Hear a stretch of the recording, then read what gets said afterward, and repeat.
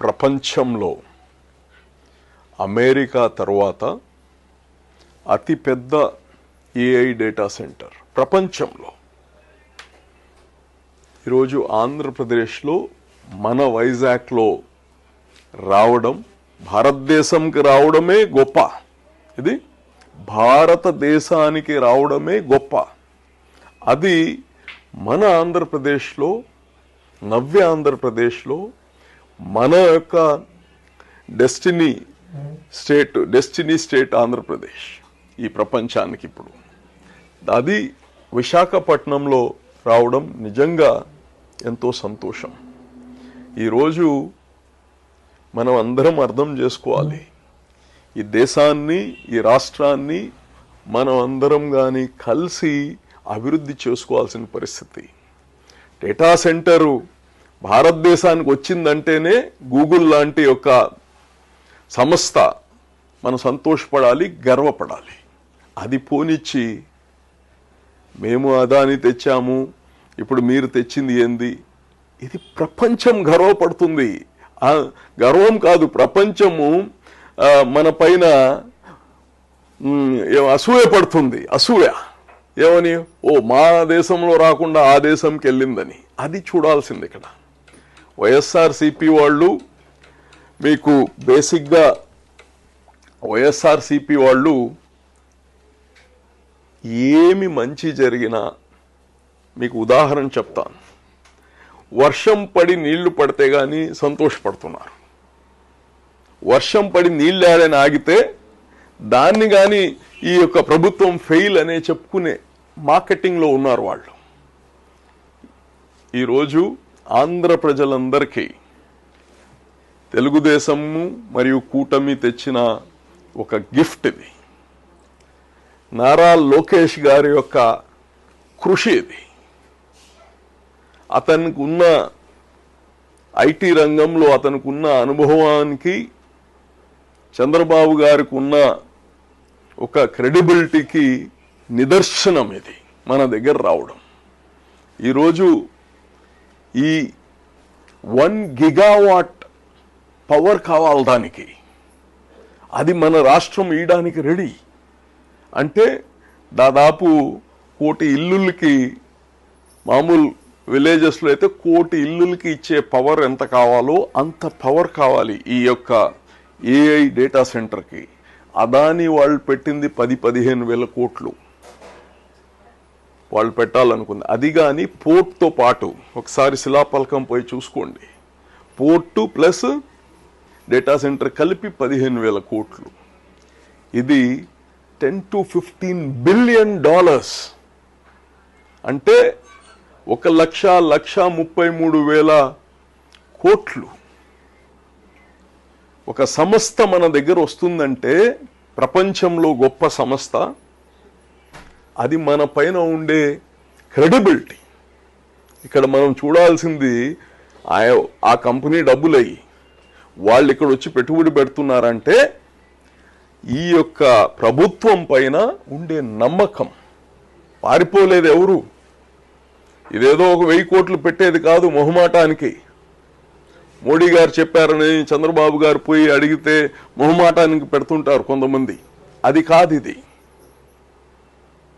ఇది ఒక నమ్మకం, ఈ దేశం పైన, ఈ రాష్ట్రం పైన నమ్మకం. దీనివల్ల అనేక మందికి ఉద్యోగాలు వస్తాయి. ఒక వ్యవస్థ వచ్చినప్పుడు, ఒక సంస్థ వచ్చినప్పుడు ఆటోమేటిక్గా ఎంప్లాయ్మెంట్ జనరేట్ అవుద్ది.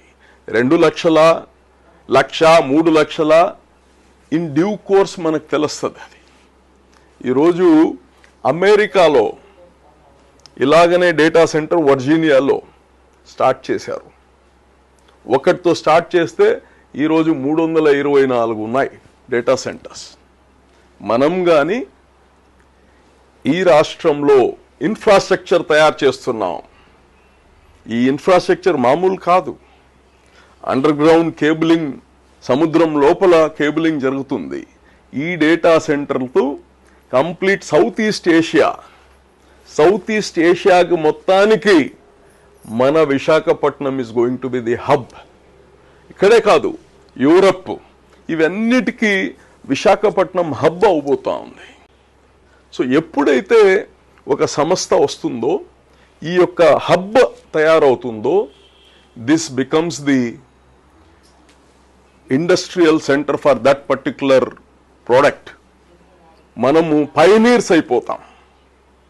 కాబట్టి దీంట్లో వ్యక్తుల కాదు, ప్రభుత్వం యొక్క సహకారం ఇంపార్టెంట్. ఇటువంటి రావాలంటే నిజంగా గూగుల్ డేటా సెంటర్ని తీసుకొని రావడం, ఈ పిచ్చి పిచ్చి మాటలు, ఇవన్నీ రాజకీయ మాటలకి కన్నా చాలా పెద్ద సబ్జెక్ట్ ఇది.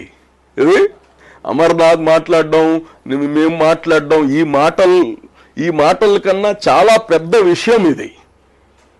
ఊరికనే వచ్చి కాకమ్మ కబుర్లు మేము రాజకీయంలో ఏదో చెప్పుకునే మాటల కన్నా ఈ విషయం చాలా పెద్దది. దీన్ని అందరూ భారతదేశం గర్వపడాలి. పక్క రాష్ట్రాలు అసూయపడ్డం సహజం. ఇది అయితే మనం ఇప్పుడే ఈ నవ్య ఆంధ్రప్రదేశ్ని తయారు చేసుకుంటున్నాం. మనకు వికేంద్రీకరణం కావాలనేది ముందరి నుంచి చంద్రబాబు నాయుడు గారు డెవలప్మెంటు ఇవన్నీ వికేంద్రీకరణం చేయాలనేది ఆలోచన. ఇప్పుడు వైజాగ్ లాంటి దాన్ని ఆల్రెడీ సర్టెన్ ఇన్ఫ్రాస్ట్రక్చర్ ఉన్న మన సిటీని, అక్కడ ల్యాండ్ ఉంది, సీ సోర్స్ ఉంది, దీనికి కావాల్సింది అక్కడ మనం పెట్టుకుంటే బాగుంటుందని. ఇంకోటి, మనం చెప్తే కానీ వాళ్ళు రారు. వాళ్ళకి కానీ జియోగ్రఫికల్గా political stability is also very important. మీరు అర్థం చేసుకోవాలి. వాళ్ళు ఒక మైక్రో డేటాని అనలైజ్ చేసేవాళ్ళు.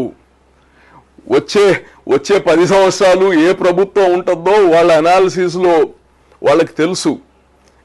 ఈ రాష్ట్రంలో ఇక్కడ అందరూ గమనించాల్సిన ఒక సూక్ష్మం ఉంది. అందరూ గమనించాల్సిన సూక్ష్మం ఏంటంటే, ఈ రాష్ట్రంలో రాబోయే కొన్ని సంవత్సరాల దాకా స్థిరమైన ప్రభుత్వము ఉండబోతుంది. కాబట్టి మన పెట్టుబడులు ఇక్కడ పెడితే ఇక్కడ సేఫ్గా ఉంటుంది అని ఈ రాష్ట్రాన్ని ఎన్నుకున్నారు. దీంట్లో సూక్ష్మం ఇది. ఇన్ని లక్షల కోట్లు పెట్టుబడి పెట్టేప్పుడు స్థిరత్వం లేని ప్రభుత్వం దగ్గర, గొడవలు జరిగే ప్రభుత్వాల దగ్గర, పొలిటికల్ ఇన్స్టెబిలిటీ ఉండే దగ్గర ఎవరు పెట్టుబడి పెట్టరు. కాబట్టి వాళ్ళందరూ అనలైజ్ చేసుకొని కొన్ని కాలాల పాటు ఇక్కడ కూటమి ప్రభుత్వం ఉంటుంది అని వాళ్ళు నిర్ధారణకు వచ్చారు. స్టేబుల్ గవర్నమెంట్ ఉంటుందని నిర్ధారణకు వచ్చారు. కాబట్టి ఇక్కడ వచ్చారు. మేము రాయితీలు ఇస్తున్నాం అనేది 27,000 కోట్లు పెద్ద సమస్య కాదు. వాళ్ళకి స్టెబిలిటీ ఇంపార్టెంట్. మేము ఏం రాయితీలు ఇవ్వాలి, ఆ యొక్క కంపెనీ మా రాష్ట్రంలో పెడితే ఏం మేలు జరగద్దనేది మనకు తెలుసు. పక్క రాష్ట్రాలు, బెంగళూరు కావచ్చు, కర్ణాటకలో బెంగళూరు కావచ్చు, ఆల్రెడీ డెవలప్డ్. వాళ్ళకి మనము ఇప్పుడు డెవలప్ కావాల్సిన వాళ్ళమే. మనకు కొన్ని దగ్గరలో రాయితీలు కొద్దిగా ఇచ్చినా ఆ సంస్థల్ని లోపలికి తెచ్చుకునేదానికి ఇట్స్ ఏ ప్రమోషనల్. మనకు ఎవరు కానీ ప్రమోషనల్ మాకు. కాబట్టి మేము ఆకర్షించాలి. రండి మా రాష్ట్రానికి. మీ రాష్ట్రానికి క్యాపిటలే లేదు, ఎప్పుడో మీరు కడతారు అనే భాష నిన్నటిదాకా ఉన్నింది. ఇప్పుడు లేదది. చంద్రబాబు నాయుడు గారు వచ్చిన తర్వాత క్యాపిటల్ వస్తుంది, క్యాపిటల్ ఇన్వెస్ట్మెంట్ వస్తుంది ఇక్కడికి. సో ఇంత ఫారెన్ డైరెక్ట్ ఇన్వెస్ట్మెంట్ ఈ రాష్ట్రానికి రావడం నిజంగా సంతోషం. ఈ విషయంలో రాజకీయ పిచ్చి కూతలు ఎవరు నమ్మొద్దండి. ఈ రాజకీయ పిచ్చి కూతల కన్నా ఇది చాలా పెద్ద విషయం. రేపు రాబోయే తరాలు ఈ యొక్క ప్రభుత్వం, చంద్రబాబు నాయుడు గారు ముఖ్యమంత్రి ఉన్నప్పుడు, లోకేష్ గారు యొక్క మంత్రిగా ఉన్నప్పుడు ఇది తేవడం నిజంగా వీళ్ళ చరిత్రలో కానీ, వీళ్ళ జీవితంలో కానీ, లోకేష్ జీవితంలో, చంద్రబాబు గారు జీవితంలో ఇది హైదరాబాద్ హైటెక్ సిటీ కాదు, ఇది నెక్స్ట్ జనరేషన్ మాట్లాడుకోబోతాయి చూడండి.